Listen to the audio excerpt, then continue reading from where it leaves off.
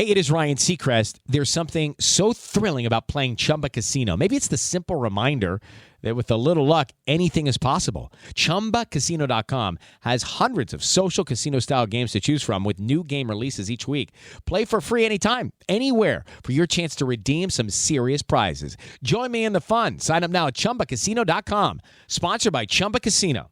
No purchase necessary. VGW Group. Void where prohibited by law. 18 plus. Terms and conditions apply. Lowe's knows you want to get even more value for the holiday. That's why as a MyLowe's Rewards member, you get new member deals on holiday decor, tools, and more. And you earn points when you shop. More points equal more rewards to help you save on holiday and more. Not a member? Join for free today at Lowe's.com/MyLowe's Because Lowe's knows deals. Program subject to terms and conditions. Points are awarded on eligible purchases. See Lowe's.com/terms for full details. Subject to change.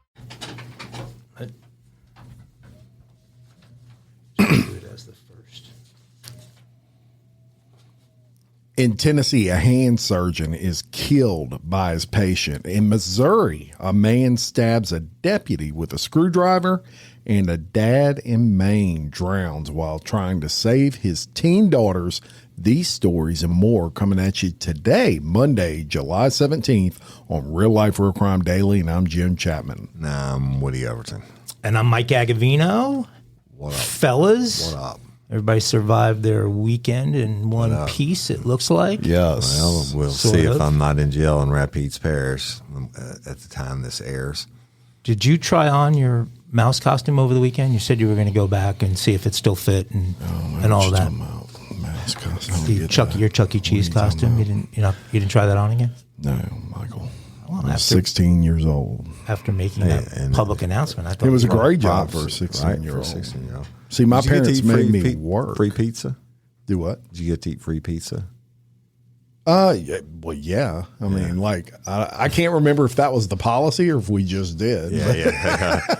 All the leftover shit. But I definitely didn't pay for it. Let's put it that way. Yeah. I don't know that access to the food at Chuck E. Cheese is considered. The beer would have been considered. That's the only reason I ever went to a kid's party at Chuck E. Cheese, because they had beer. Yeah. I'm shocked they got away with that. Yeah, serving the beer. Well, they do it. They do it at Burger King in the Philly airport. Yeah, you do it there. Do it everywhere. All right, let's get into some crime time. A Missouri man has been accused of stabbing a deputy in the chest with a screwdriver. Now, two people actually face charges after assaulting a deputy and resisting arrest in a standoff last week that lasted several hours. A deputy performed a traffic stop in a driveway at the scene, and without provocation, Nicholas Davis exited the house, shouted at the deputy, and aggressively approached the deputy while carrying a large flathead screwdriver. There's no reason he should be dead. The deputy told Davis to move away, but Davis did not comply. As a result, the deputy sprayed Davis with pepper spray in an act of apparent self-defense. I would say it was apparent self-defense. Right. The deputy attempted to arrest Davis, but he spun around and struck the deputy in the chest with the screwdriver. Davis dropped the screwdriver, and the deputy attempted to arrest Davis again. Then a second individual, Amanda Davis, reportedly came out of the home, lunged towards the deputy, grabbed him by the neck, and attempted to pull the deputy away from Nicholas. The deputy got to safety as Amanda and Nicholas Davis went back inside the home, so he called in the SWAT team, and a K-9 deputy responded as well. They formed a perimeter around the home and ordered the suspects to exit. Nicholas Davis came outside approximately 5 hours after negotiation began with the deputies. Officials reportedly told him to show his hands, get on the ground, but he refused the orders and continued to move towards them. A SWAT deputy fired beanbag rounds and hit him 3 times. Yeah. Deputies tried to take Nicholas Davis into custody again, but again he resisted. The sheriff's office eventually deployed a K-9 to bite his leg, which eventually allowed deputies to arrest him. Amanda Davis then comes outside shortly after, and she was also taken to custody. They transported Nicholas Davis to a local hospital, and he will face charges, obviously, in that case, as well as Amanda Davis, who was facing charges of resisting, interfering with arrest for a felony. She does remain in jail without bond. Lucky to be alive, and that guy must have had his vest on, or you would hear about his injuries. And so I know law enforcement out there, it's hot, and you don't want to wear your vest, especially this time of the year, but you can't get away with it like I used to back in the day because the state of these idiots. Yeah. Good dog. Good dog. Great dog. And it's just craziness. All right. You want to hear some sick shit? Just total violation of everything. A middle school principal was arrested in a sting operation when he allegedly tried to meet up with a 16-year-old for sex in a remote area. 55-year-old Daniel Erickson started communicating on Snapchat with a 16-year-old student and allegedly made statements and eventually overt actions to indicate he was going to engage in sexual conduct with the minor. He allegedly posed as a younger adult, I believe they call that catfishing, and then used his position as the Johnson City Middle School principal and school district database information to convince the 16-year-old who he really was. Erickson and the teen had allegedly been speaking for about a week prior to the scheduled meetup on July the 7th. He made multiple attempts to meet with her, including going to her home. The teen, however, did not leave her house to meet him. On July 5th, the Broome County Sheriff's Office learned about Erickson's alleged intentions to see the teen, and after that point, there was no further risk of harm to the juvenile female at any time. Detectives went to the location where Erickson and the teen were supposed to meet and arrested him on charges of luring a child and attempted rape. He reportedly brought, guess what, condoms, and here's the real kicker, a McDonald's Grimace Shake and chicken nuggets. Erickson has been with the school district 24 years and an administrator for 20, is being held without bond. He's there 20 years and no one figures not it. his first rodeo. Yeah, piece of shit. Hey, wherever this is, y'all give him some inmate justice. It's every day that we're reading or learning, watching, whatever, story after story after story where the impact of social media and the risks that these kids are, I'm as guilty as any parent. You got teenage kids. It comes in one year. The discipline it takes to actually put rules in place for your kids, and taking the time to enforce the implementation of those rules. Man, I don't have daughters. If I had a daughter that age, I don't think you can put it in. I don't think you can have them on these, Instagrams and they're just they're being pursued so hard. It's crazy. A couple weeks, I think, ago, we did a story about the Harvard morgue inside the medical school selling body parts. Right. You guys remember that? Yep. Well, today I've got a story about one of their top customers. This is a Kentucky man who allegedly stole. Boom, Jim. This is a Kentucky man who allegedly sold stolen human skulls and other body parts over Facebook to customers around the country, and he slept with a head in his bed, according to the FBI.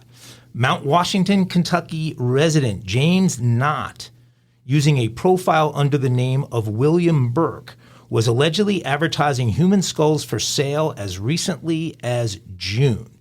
The FBI learned that Knott 40, boom, Jim. The FBI learned of Knott 40 through its investigation into an illicit ring of human body parts traders linked to the Harvard Medical School through its former morgue manager, Cedric Lodge, according to an affidavit filed in the Western District of Kentucky. Again, we told you that story about Harvard. Not would ship anywhere except 3 states, according to screenshots of 2 of the posts. Tennessee, Georgia, and Louisiana were apparently a no-go.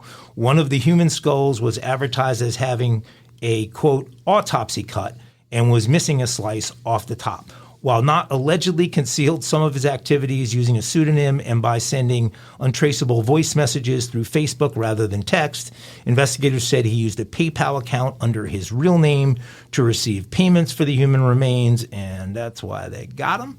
When the FBI arrived at his apartment to serve him with a warrant on Tuesday, he was the only person there. When agents asked him if anyone else was inside, he replied, quote, "Only my dead friends." FBI agents located human remains, including, get this inventory, approximately 40 human skulls, spinal cords, femurs, and hip bones. The skulls were decorated around his furniture. What's wrong with that decor? Right. One had been wrapped in a headscarf. They found another one in Knott's bed. Just crazy. They also seized 2 rifles and a revolver, and I'm sure sex was involved. The search also allegedly turned up bomb-making materials and dozens of AK-47s and .308 magazines. So he's been charged with possession of a firearm in addition to all of the other crimes tied to the body parts. And he sold some of this stuff for an awful lot. Somebody bought the face skin of a person from him for $6,000. I guess that's That's a good deal. It's worth probably 10 or 12. Goes for. Fucking face skin. What are you going to do to that? Oh my God! Just like on Silence of the Lambs. In real time, this just happened. Remember this guy? Or what did he call it? Yeah, or alien guy. Alien guy. Yeah. Alien guy's been buying was buying from Harvard as well. So, oh Lord, it looks like. Maybe he's got the spikes out of his head. Some of the work Alien Guy was doing, he was doing with body parts he was buying from this guy. This is effed up. We'll put Alien Guy up again and show you this Kentucky dude. Takes all kinds to make the world go around. God. What is your secret? Not will be arraigned on August 4th. That should be some entertainment. I was going to say, I was just thinking, man, I hope this shit goes to trial and they put it on court TV or something so I can laugh at these idiots. I'm telling you. I don't get it. Crazy. Well, look, I just brought you a story about these attacks on these police officers are just getting out of hand. Right. I'm going to give you another one here. A sheriff's deputy died Monday after being assaulted in a transport van by a jail inmate who he had just taken to the hospital for a visit. Wait, boom, I fucked that all up. A sheriff's deputy died Monday after being assaulted in a transport van by a jail inmate whom he had just taken to a hospital visit in Indianapolis, Indiana. Marion County Sheriff's Deputy John Durham, 61, died at the hospital following the attack. Now, the inmate, Orlando Mitchell, assaulted Durham while the van was inside the Sallyport, or the fortified entrance of the adult detention center. Man trap. Yep. Man trap. Mitchell then stole the van and crashed into a utility pole before other deputies returned him to custody. Mitchell was reportedly in stable condition after being transported to the hospital. Indianapolis police are investigating the incident as an intentional act of homicide, you think? Mitchell has been jailed since September of 2022 and was awaiting the trial for the murder of his ex-girlfriend, Crystal Walton. Durham was a 38-year-old veteran of the sheriff's department. His survivors include a wife and 4 children. Durham's death comes 1 week after Tell City Sergeant Heather Glenn was fatally shot at Perry County Memorial Hospital in Ohio River community by a man suspected of domestic violence. In that case, Sean Herbert, 34, was then killed by other officers. One of the deputies who took Mitchell into custody suffered minor injuries, was treated at the scene. Did you say 38 years veteran? Yes. Jeez. So he was Louise. 61. Man. Yeah, that's heartbreaking. You'll never understand. Well, So he started when he was 21 years old, So- and he was 61 when he was killed. you know, Just the events that happened here recently, and the public show of love and everything.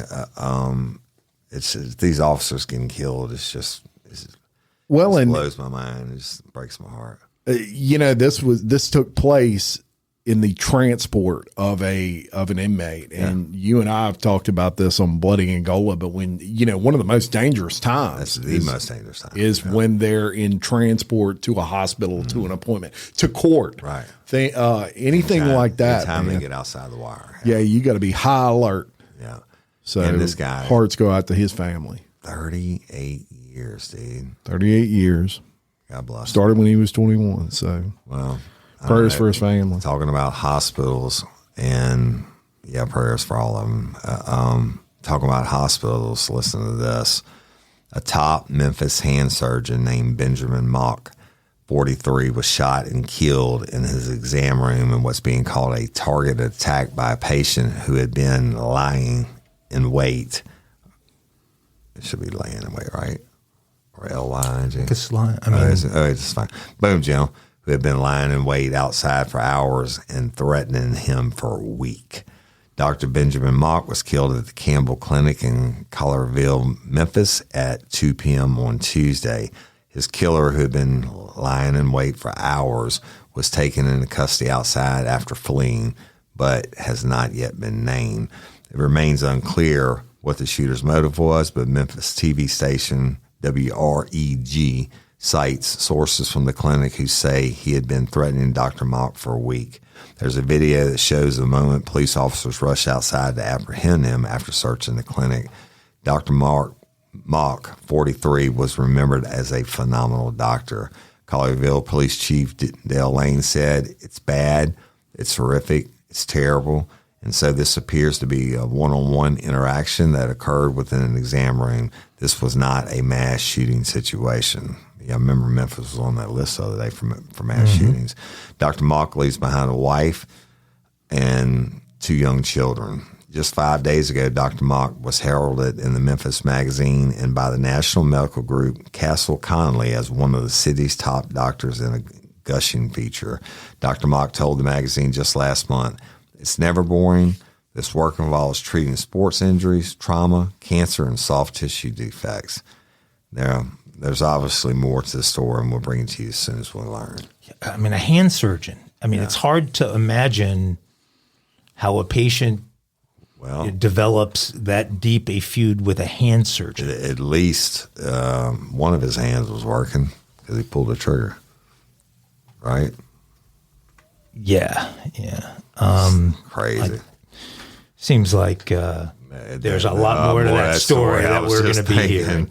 Somebody might have been doing something they shouldn't have been. I'm not saying that. I mean, could have been. The doctor's reputation is pretty darn solid there. Let's hope that whatever we don't know supports that and continues that way. Hey, y'all, let me tell you about Gobble. All Gobble meal kits are pre-prepped. That means less work for you and less waste in your kitchen. Their meal kits include everything you need so you can save time at the store or just skip that trip entirely. I got the box in and I had 3 different meals. I had a Kung Pao chicken, crispy fish tacos, and a beef bourguignon, however you say it. But let me tell you about the classic beef bourguignon. Look, it came with beef pot roast and a beef broth concentrate, red wine demi-glaze, cremini mushrooms, cipollone onions, mashed potatoes, baby carrots, and rosemary thyme butter. It was so easy to make. Literally like 15 minutes it took Cindy. And let me tell you something. And all the dishes were fire, but this thing was like a taste explosion in my mouth. It's just unreal. We've got to spend more time together and more time doing the things we love because everything came in this one single box right to my door. So see what a difference Gaba will make for your household. Right now, they're offering my listeners a fantastic limited time deal. You get $120 off across 4 boxes plus free shipping and free cookies. And let me tell you, those cookies, I ate one that was sin baked and it was delicious. Go to gobble.com/real life. That's GOBBLE.com/real life for $120 off your first 4 boxes. This offer is not available on the home site, so don't miss out. This is genius. It's taste explosions in your mouth like you never had. Hey ladies, are you feeling overwhelmed by hormonal changes? Well, you're definitely not alone. There are more than 1,000 hormone disruptors living in our environment right now. It's in your food, your water, the air you breathe, the clothes you wear, your skincare products. They all mess with your hormones. Then there's the natural hormone changes your body goes through, premenopause, menopause. And while it's a natural process, it doesn't mean you have to suffer through it. The good news is you don't have to suffer through it anymore because now you have Hormone Harmony, a formula made only with herbal ingredients that are shown to reduce hormonal symptoms in women of all ages. Hormone Harmony is not just a hormone support and supplement. It's become a phenomenon.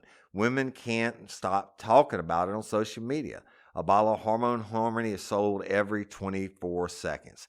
And the biggest benefit? Well, my wife says it makes her feel like her own self again. And that's what women mention over and over in the reviews. And there are over 30,000 reviews for Hormone Harmony. And for a limited time, you can get 15% off your entire first order at happymammoth.com. Just use code RLRC at checkout. That's happymammoth.com and use code RLRC for 15% off today. That's happymammoth.com and use code RLRC. Well, let's revisit our the biggest creep operating Boom Jim. Let's go revisit our favorite pedophile creep here, Larry Nassar, in prison because he had. We got a little bit more information about why he got attacked. So in the first issue of the story, Boom Jim, my first issue with this story is the fact that this guy gets to hang around and watch Wimbledon matches. So supposedly he got attacked because he made some lewd comment during a Wimbledon match. I mean, these guys just pull out the big screen and watch what is it called? Tea at Wimbledon together.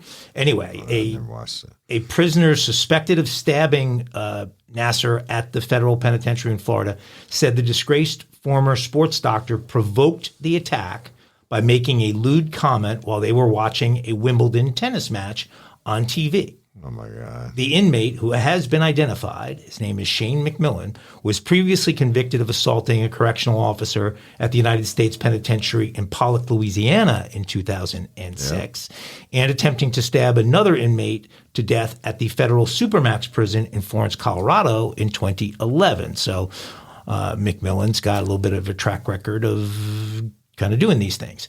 He attacked Nassar in his cell on Sunday with a makeshift weapon, stabbing him multiple times, 10 times we learned the other day, in the neck, the chest, and the back, before 4 other inmates rushed in and pulled him off of Nassar. That kind of surprised me a little bit.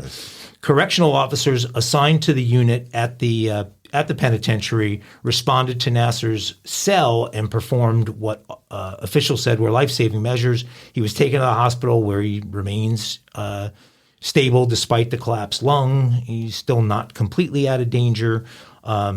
Cell doors on most federal prison units are typically open during the day, letting prisoners move around freely within the facility. But because Nassar was attacked in his cell, the incident was not captured on video surveillance, which is only active in common areas and corridors. McMillan, who's 49, told prison workers that he attacked Nassar after the sexually abusive ex-U.S. gymnastics team doctor made a comment about wanting to, quote, see the girls playing in the Wimbledon in a Wimbledon women's match. There you go. The Bureau of Prisons insists that there were adequate staffing at the prison where Nassar was stabbed, which is about 45 miles outside of Orlando. And though they say that, they are down approximately 1/3 of their staff. I find that hard to believe on the FBP because they are very, very well paid, and they don't wear regular uniforms. They wear like coats and ties and stuff. And I almost went there to work for them. I looked at it many, many years ago, and I don't know about him being that understaffed, but him being in that unit, even probably was in with, that's probably a pedophile unit or admin seg unit, protective unit or whatever. But watching tennis, how many of the hardened thugs watch tennis? But hey, he said that about wanting to see the little girls play, or wanting to see the girls play tennis, and maybe that dude was a prior victim of sexual assault himself or something as a kid and took it out on him. Yeah, and maybe he was just looking for any one thing because he really wanted to get them. And he gets jail cred for taking out or trying to take out a famous inmate. Well, what we're bringing you next is what would qualify as probably the most bizarre story of the year. It's out of Texas. He's done some crazy stories. This is pretty bizarre. The case of a Texas man who was reported missing as a teenager in 2015 and found alive last week at a church took an unexpected turn when police revealed it was all a hoax. The man was only gone for a day, but he and his mother maintained the ruse for 8 years by using false names. Prosecutors did not file any charges against Janie Santana and her son Rudolph, who is known as Rudy, but the investigation is continuing, Houston police detectives say. They gave few other details about where they believe this case could lead. Santana's family said they suspected Rudy was not missing and blamed Santana for keeping him away for all these years. The announcement came a week after police said they found Rudy after receiving a call about a person lying on the ground in front of a southeast Houston church. Authorities had not previously said where Rudy spent the past 8 years since he was reported missing as a 17-year-old who took his 2 dogs for a walk near his family's home and never came back. Now, 25, he was hospitalized after police found him last week, and detectives interviewed him and his mother on last Wednesday. Investigators concluded Rudy returned home the day after he was reported missing, but his mother, Janie, continued to deceive detectives by providing false information and was adamant that Rudy was still missing. During the past 8 years, Rudy and his mother had various interactions with officers. Now, during these contacts, fictitious names and date of births were given, misleading officers, and Rudy would remain missing, at least on paper. After Rudy was reported missing, Houston police and Texas EquiSearch, its civilian search and recovery team, looked for him without success, although his dogs were later found. In the years that followed, there were several possible sightings from Rudy. One sighting in 2018 police responded to, but they did not find Rudy, and the case remained open. A family member said her late mother, Rosa Rodriguez, had been living with Santana and kept telling relatives Rudy was living in the house with them. This family member was quoted saying, "My mom would always tell me, Rudy's here. He's there. He's in that room." Santana claimed the person friends and family were seeing was not Rudy, but her nephew. Family members also accused Santana of not presenting an accurate picture of herself to people and of not caring about family members. Police Chief Troy Thinner said that when Rudy was reported missing, he was 17 years old, which is considered an adult in Texas. Now in his 20s, Rudy is a grown man. After police announced that Rudy had been found, Santana released a statement saying he's receiving the care he needs to overcome his trauma, but at this time he is nonverbal and not able to communicate with us. She also asked for privacy. Very bizarre. I'm so glad you did that. I had so many lifers from the Houston area message me about this story, and I was going to look into it further, but I'm glad you covered it. That's just weird, right? You would think maybe she was getting some GoFundMe money or something in the beginning or whatever for help, but he was 17, so I just what's the logic? I was thinking about this last night. It seems like she was trying to keep him away from her family because they would ask her about it over the years because her mother would say, oh, he's in the house with us. And she would lie to her own sister, for example. Right. Maybe there was some sort of inside family stuff going on and she just didn't want her son around her family and that was her excuse. It's horrible, but families, that's the only thing I can come up with. Strange shit. Very definitely strange. That is whacked. So, y'all like Japanese food? Love it, Jim. Japanese. Yeah, I like Japanese food. I like Japanese Chinese food steakhouses, better, but cuttlefish. Big on cuttlefish. What was the pufferfish? Pufferfish. I was going to say cuttlefish. Yes, cuttlefish. I was like, what is that? Like Finding Nemo. So let me tell you about this story. This story is pretty bizarre. Florida's Panhandle, y'all. So the owners of a Japanese steakhouse on Florida's Panhandle announced on this week. Boom, Jim. This messed up. I'll cover it. The owners of a Japanese steakhouse on Florida's Panhandle announced this week that the restaurant is closing, weeks after an investigation determined some soy sauce had been contaminated with methamphetamine. Awesome. Right? All right. So that's not good. Right. The Nico Japanese Steak and Sushi Bar in Pace was investigated by the Santa Rosa County Sheriff's Office after 7 people were hospitalized after eating at the restaurant. Right. Detectives said that 2 soy sauce bottles and unopened to-go packets of the condiment that were tested came back positive for methamphetamine. The 7 patients were tested and treated at the hospital. Blood work determined they had ingested a drug, and the food was also tested at the hospital and also came back positive. You get scared, obviously, Santa Rosa County Sheriff Bob Johnson said. It worries you that someone may be tampering with food service and things of that nature. And no charges were filed because deputies were unable to determine who contaminated the food due to a lack of witness observation and surveillance footage. Jesus Christ. So the lack of surveillance footage, yeah. Right. Yeah, that seems strange. I mean, you wouldn't have surveillance footage. Well, I remember the case I worked in Walker at Popeyes, and the guy went to the counter and shot his wife, and then she took off running and cut her head off in the back door, and they had cameras all over. And I got him in an interrogation room, and I just lied my ass off. I said, bro, got you. I got you all those cameras. And he knew the cameras were there. And I got the confession out, but guess what? Cameras weren't working. Yeah. Why did they close? They weren't closed down by health department or anybody. I'm pretty sure. Well, they had 7 people get hospitalized. Yeah. Well, but think it was 2 weeks later. But I get what you're saying. Are you going to go eat that motherfucker?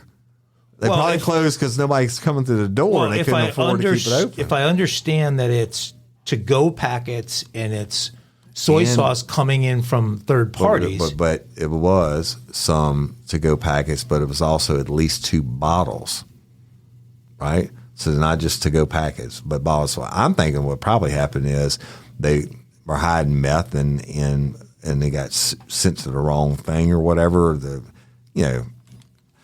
The cartel's a genius at how they bring it in. They can put it in liquid form and get it to the United States and cook it out, and dry it out, and have the stuff in the ice or whatever it may be.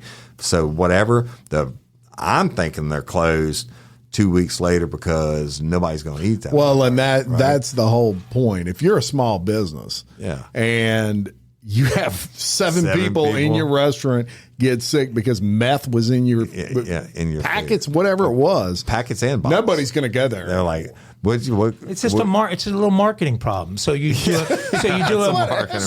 a promotion about different things you're going to be putting in the soy sauce over the next few weeks. Hey, we'll put some golden nuggets in the soy sauce. Y'all come back. Actually, I think them closing is kind of indicative that they're involved, and if this was they had nothing to do with it and just had horrible luck with a vendor or whatever, then I think they would be either way. They would be fighting. I don't think anybody's going back to eat there. You know what? If I happen to be in the Panhandle and they happen to reopen, right, you're going to get you some. I'm going to get me some Nico Japanese sushi or some stir fry, whatever they do. Let's go to Maine. Such a beautiful state and such a sad story here. A father from Maine has died after drowning in deep water while trying to save his two daughters, aged 12 and 13, who were struggling to swim in this deep pond.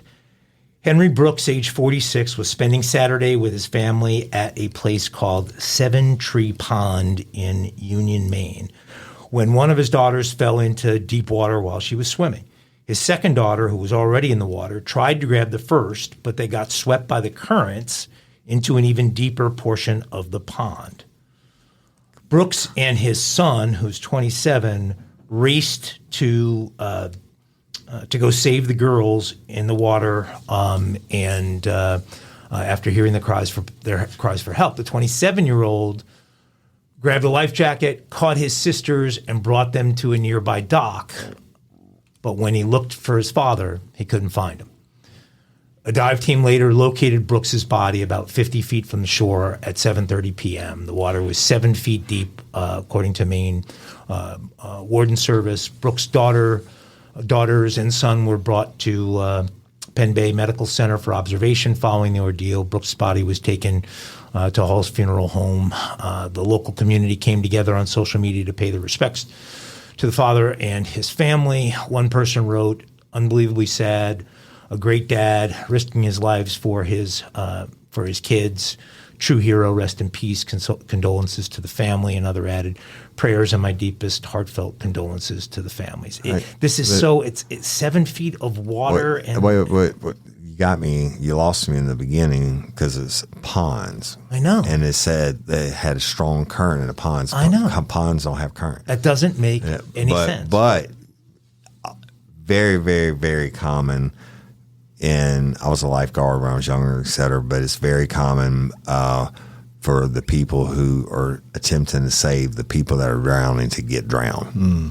And because they're in a panic, they're pulling them down, pushing them underwater, trying to get another breath. But the son got to the girls, not the father. The father never got to the girls. Yeah, I don't know. So it is bizarre because when I saw Pond, I thought the same thing as you, and went to a couple of different sources and local sources, and that's how they characterized it. That's crazy. Sad. Horrible situation.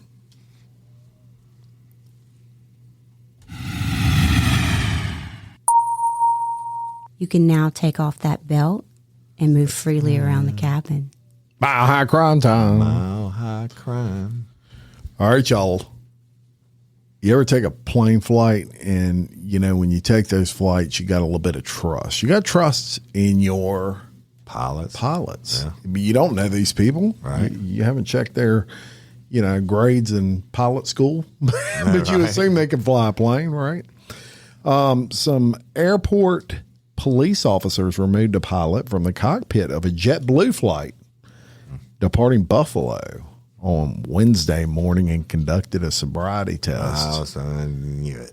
that indicated blood alcohol content more than 4 times the federal limit for pilots. Yes, what is the federal limit? We're going to get to that, Michael. We're going to get to that. The pilot, James Clifton, who was 52, was taken into custody by the police, who notified federal authorities and released him to JetBlue security personnel. When the pilot went through the security screening for a Transportation Security Administration officer noticed he may have been a little drunk. Right. So the pilot made it into the cockpit, but TSA officials then presented him with a portable breathalyzer test, and he registered a blood alcohol content of 0.17. Holy shit. Now, the Federal Aviation Administration, FAA, bars pilots from flying planes if they have a blood alcohol content of 0.04 or higher, or if they have consumed alcohol in the last 8 hours, period. Yeah, I need that part. JetBlue has responded by saying the crew member involved has been removed from his duties. He added that the airline has a very strict zero-tolerance internal alcohol policy and that it was conducting its own internal investigation. The flight he was scheduled to pilot took off more than 4 hours late. Right. Now, let me say this, and this sort of ties into this story, but maybe not as heavy. When I was at the Beau Rivage, it was very, I didn't know there were pilots going in left and right in the Beau Rivage and, had their little travel suitcases and their pilot's uniforms on. There must have been 100 of them. I don't know if there was. It's got to be in a convention or something. Some sort of convention or what, but I've been there 100 I'm times, like, never what? seen a pilot. Why are there so many? Because there's not an airport near that casino. So Gulfport's the closest. yeah. So anyway, to answer your question, 0.04 is considered drunk if you're a pilot. Let me tell you this real quick, Mike. And I know I've told you all this before. Back in the day, even in the academy, when they taught you the drinking and driving part, that they had a couple people in the class and drink heavily, and then you give them field sobriety and all that, and they gave them rides home. But so I wanted to do my own testing when I was in uniform patrol. I was off duty one night, but I was a lot bigger back then. I was probably in the 250s, and I drank I 18 beers as fast as I could on a shotgun and stuff because I was going to Springfield. I was going to a police department. I had a cop that was with me. I was off duty, and I wanted to go to blow on the breathalyzer and see what my shit would be, right? And I drank like an hour and a half. I mean, I pounded them, boom, boom, boom, and maybe longer than that because I was so effed up I was almost blacked out when I blew in the machine, and I blew a 0.16. So this dude, I don't know how big he was, whatever. You said he blew a 0.17? Yeah. That's a lot of alcohol. That's a lot of alcohol. I know. I mean, if you hit 0.3, when you arrest somebody, you automatically have to call an ambulance. And that's one reason I didn't write. I passed them off to the troopers, but because I had one guy I did bring in one night, he was getting 0.2, 0.25, 0.26. I was like, motherfucker, stop blowing. I'm going to have to go sit at the hospital with you. Yeah. But 0.17 and getting on that plane would have been a hell of a ride. Been a hell of a ride. Hey, y'all. Changing my wardrobe from summer to fall, it's never easy. Luckily, Quince offers timeless and high-quality items I adore, ensuring my wardrobe stays fresh and I don't blow my budget. And there's nothing easier than going to Quince and choosing these high-quality items, like cashmere sweaters from $50, pants for every occasion, washable silk tops, and so much more. The best part? All Quince items are priced 50 to 80% less than similar brands. By partnering directly with top factories, Quince cuts out the cost of the middleman and passes the savings on to us. And Quince only works with factories that use safe, ethical, and responsible manufacturing practices and premium fabrics and finishes, and I love that. I got the stainless steel Link Apple Watch band for $59.90. It's heavy duty, it's awesome, and it's like $100 less than I could find anywhere else. And I also got a 100% organic cotton fisherman quarter zip up sweater. The color is alabaster. Man, I can't wait to wear that this fall. And Cindy got the Mongolian cashmere boat neck sweater in heather gray. And I'm telling you, These are classic pieces at a fraction of the price. Make switching seasons a breeze with Quince's high-quality closet essentials. Go to quince.com/RLRC for free shipping on your order and 365-day returns. That's QUINCE.com/RLRC to get free shipping and 365-day returns. Quince.com/RLRC. You'll thank me later.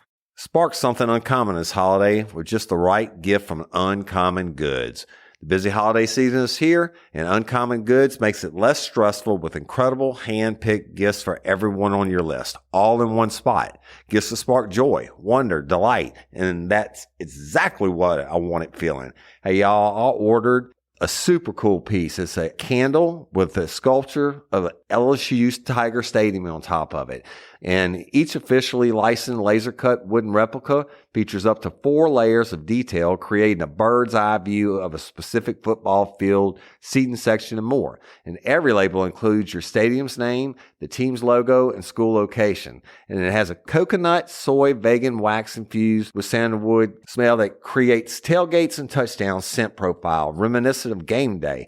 It's invigorating like fresh cut grass and nostalgic like smoke from a pre-game grill, and calming like the crisp autumn air of a new semester on campus. Y'all, I love it. I have it at the base of my TV, and I'm ready to watch the Tigers play on Saturday night, right?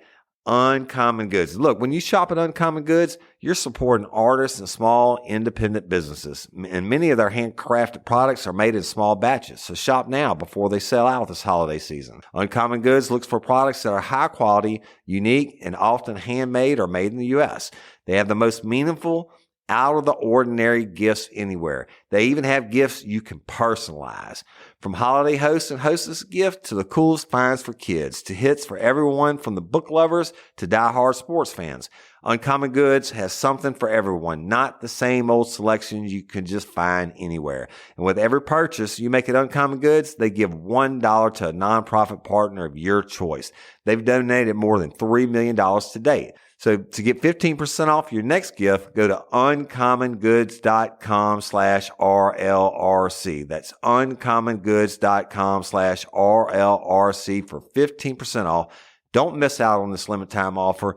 Uncommon Goods, we're all out of the ordinary. What were you saying? Sorry, I see you doing some math over there. You can now take off that belt and move freely around the cabin. Yeah, I think my optimal driving blood alcohol levels below that, but in that range, I think driving is most fun at that kind of a level. Well, I'm just kidding, but flying a plane is like driving a car in a parking lot. I mean, 0.17 is ridiculous, but 0.04, I mean. Well, no, but you got to consider he's probably still from the night before.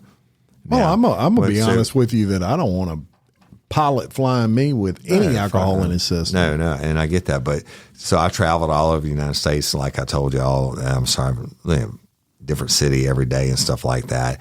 But I would always stay at these hotel airports, and in the bars in the evenings, all the flight attendants, whatever they call them, and the pilots and shit, they're in their uniforms and then they're drinking their ass off. But they told me, I asked them, what's the rule on this?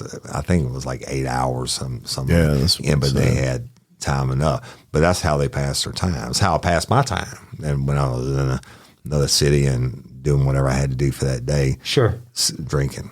But I mean, they must normally have pretty lax testing if that guy thought he could get away with flying as drunk as he obviously was. Well, he definitely. I mean, when you're raising flags, going through the TSA check-in counter. Well, probably because they were robbing him as he was going through.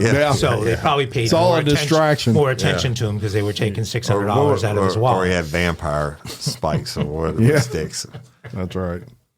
Oh, yeah. I didn't know it was kinky time. It's kinky crimes time. Right, y'all? This one is titled Meet the Horniest couple in America. Hey. All right, here we go. Got to read this. A South Carolina couple convicted earlier this year of filming public sex acts on the Sky Wheel in Myrtle Beach. Were we just in Myrtle Beach on the No, last that show? was Vegas. No. And We had a Myrtle it was Beach. Myrtle yeah. Beach. It was a sex in a hotel. Oh, they or kinky something, in yeah. Myrtle Beach. Right, now. they begin going to Myrtle Beach to be called. I need a realtor in Myrtle right? Beach. So, right. All right. This anyway. So they're convicted for filming public sex acts on the Sky Wheel in Myrtle Beach, and they're accused of having public sex at another tourist destination. 5 months after pleading guilty to having public sex on one of Myrtle Beach's biggest tourist attractions, Eric and Lori Harmon, 37 and 36, were booked into jail. The couple is now charged with engaging in sex acts inside a photo booth at the Garden City Pavilion Arcade and on a residential front porch. Then they put the videos up on Twitter, y'all. Can you believe that? So the duo was originally arrested January 16 by Horry County Police. That. Yeah, after Horry County Police, I can't believe we have any lookism, or maybe we do. We do. Oh, we do. After officers were Do you tipped have off, the Twitter handle as well? yeah, after officers were tipped off to the video showing the couple performing sex acts inside a glass gondola on the Myrtle Beach Sky Wheel in view of the public and at a community pool in the Surfside Beach area of Horry County sometime during December. It is called Horry County. Right? That Yeah, is the best part. The couple recorded the acts and uploaded the video to an adult website. The couple also recorded and uploaded a video to an adult website that showed them engaging in sexual activity at a hotel. Now they can add blowjob and a photo booth to that list. Both were arrested and bonded out of jail. And we're going to post this couple on the Facebook Mike's got to page. get his look at. So they're just trying to make. you can They're just see. trying to make a buck. Just trying to make a buck, you know. And they, look, here's the interesting thing. And actually, Woody is probably going to cover this on the next Kinky Crimes. But, you know, I did some research on what women's biggest fantasies are and what men's biggest fantasies are. And it's funny how they're different. But the number one of the polled women, I guess they polled 100 women like they do on Family Feud, was public sex. Really?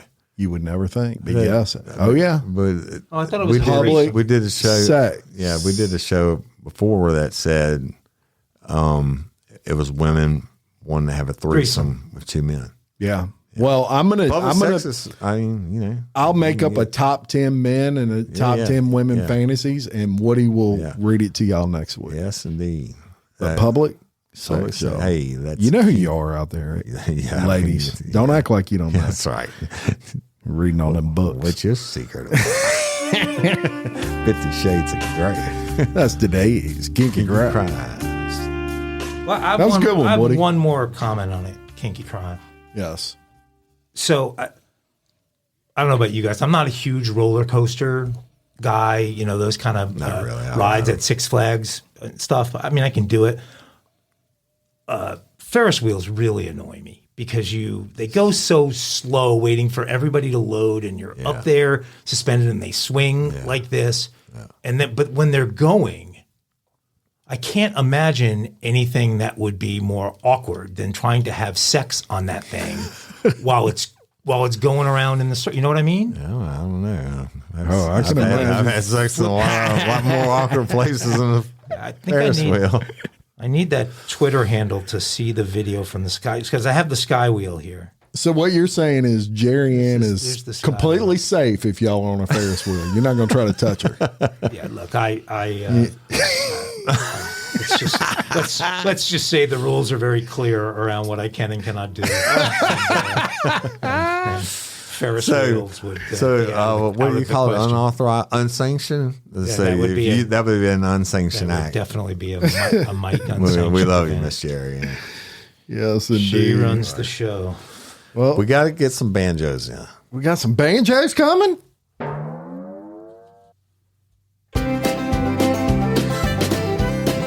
And incidentally, Mike, someone sent me a longer version of that. So I have to just let it in. And they said you heard you wanted longer banjos. I did. He said that like 100 times. And Jim got this audio like 100 days ago. I didn't. Actually, last I got week, it this Look week. into it. They sent it to me Looking too. to slowly. I just wasn't going to tell you about it. So you're freaking worse. Well, this is dumb criminals, but I actually think this guy's scheme was pretty ingenious. So there might have been some executional elements that didn't go so well, but You're holding 47 pages. no, this is everything. No, have no fear. So this is a guy in Florida who was arrested on Tuesday. I'm sorry. Now you don't think he's genius? No, now I don't think he's from Florida. Boom. This all happened in Madisonville, Tennessee at a Walmart where a guy intended to do some shoplifting. And he had used this strategy successfully, apparently, in a number of other Walmarts. Right. His strategy was to take a baby stroller and put a fake baby doll in the stroller There you go. and walk around the Walmart putting items in the old stroller and then act like his baby was acting up and he had to race out of the Walmart quickly with the baby because they do check you as you're going toward the door there to make sure that slick. you don't have anything. So I mean, I it's don't not a think bad- He needed a voice recorder of the baby screaming its ass off. so I don't think nobody I would didn't think he was that dumb at first, but then I got a look at the fake baby. Oh, here we go. And we'll post that. What do you hear? We're going on. Are you looking at bets?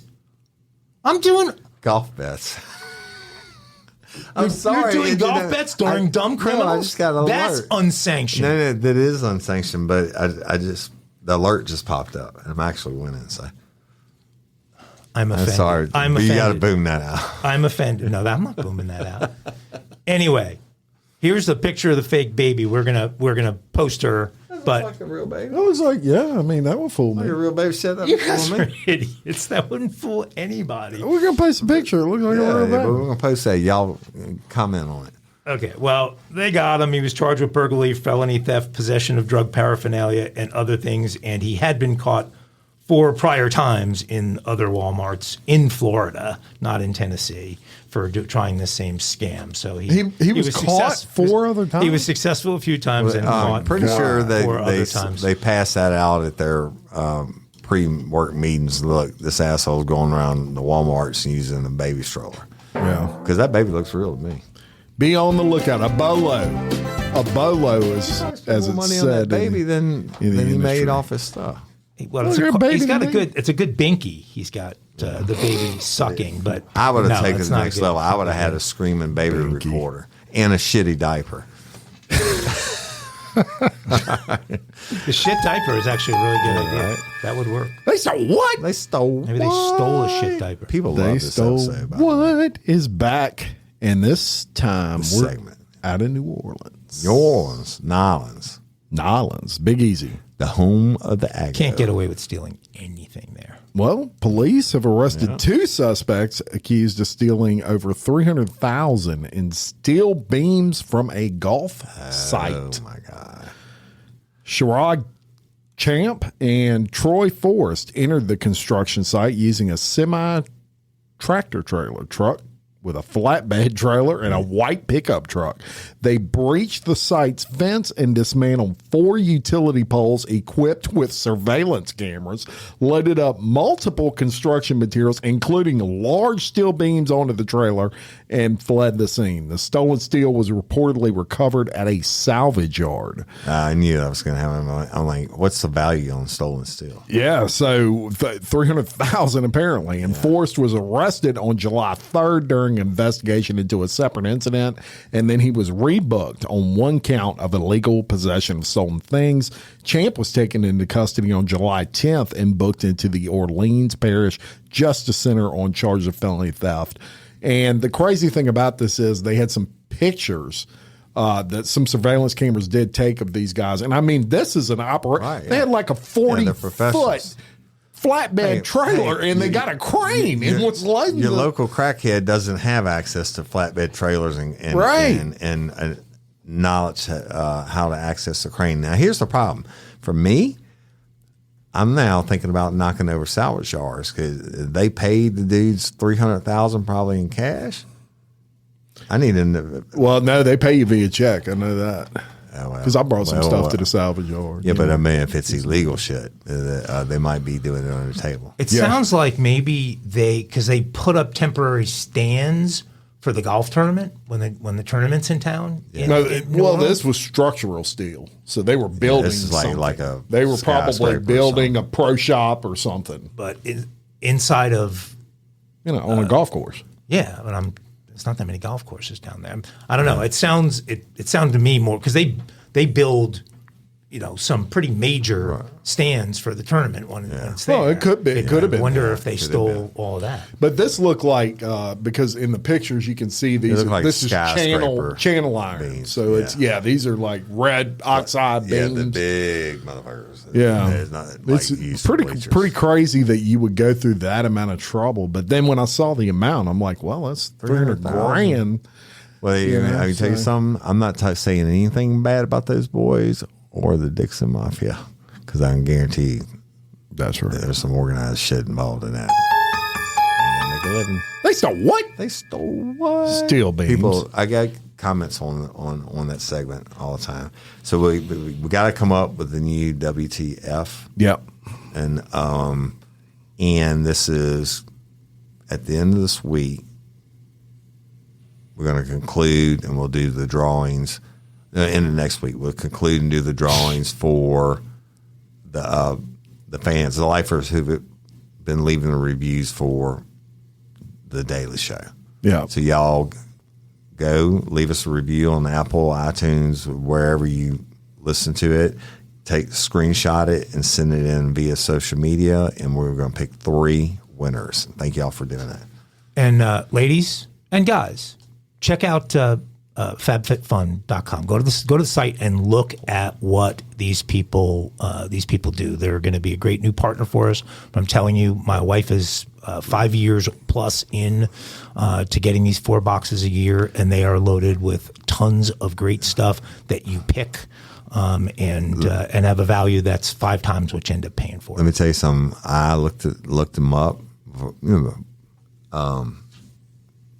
When you got us involved in them, et cetera, those products on there, almost everyone now, I don't use feminine products, but almost every one of them on there I have seen on my wife's counter, or I've seen a bill from major retailers. No, Woody, and stuff. People have talked to me about it.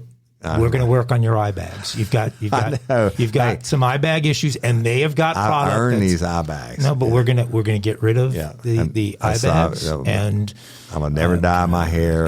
I'm not having facial surgery. And with the right treatment, you'll never need Botox on that forehead. We'll get that in perfect shape. I don't give a fuck about my forehead. You won't have those 11s or whatever it's called. Yeah. What of that pack of hot dogs? I earn them. Jerry Ann will help you. She'll take care of you with it. My day, I didn't need any of that, but for real, FabFitFun. It's legit, ladies. Y'all just go look at it, and our discount is stupid, but this is not bullshit. It's legit stuff, and I know 80% of our listeners are female, and this is like that's top of the line merch. It's going to save me a lot of money. Yep. Shout out to Myrtle Beach. I'd love for a realtor to contact me as soon as possible. I want to get on that Ferris wheel. I did a lot of time in Myrtle Beach, but we'll save Myrtle Beach. It's not that impressive. Yeah. I mean, hey, we love it. Anyway. Until next time, I'm Jim Chapman. And I'm Woody Overton with eye bags and a 6-pack. They won't. You won't have eye bags as soon as you get your first. This is Mike Agovino is my name, isn't it? Yes, it's your name. For Real Life, Real Crime Daily. Peace. It's your business. Early holiday savings have arrived at Tanger Outlets. Discover the best gifts from your favorite brands, perfect for everyone on your list. And stack your savings with up to 70% off, plus an extra 15 to 25% off only during Tanger Style. Save at Polo Ralph Lauren, Old Navy Outlet, Under Armour, Skechers, J. Crew Factory, and more. Hurry in. These early holiday deals last through November 24th. Tanger Outlets. More savings, more cheer. Hey, it is Ryan Seacrest. There's something so thrilling about playing Chumba Casino. Maybe it's the simple reminder that with a little luck, anything is possible. ChumbaCasino.com has hundreds of social casino-style games to choose from with new game releases each week. Play for free anytime, anywhere for your chance to redeem some serious prizes. Join me in the fun. Sign up now at ChumbaCasino.com. Sponsored by Chumba Casino. No purchase necessary. VGW Group. Void where prohibited by law. 18 plus terms and conditions apply.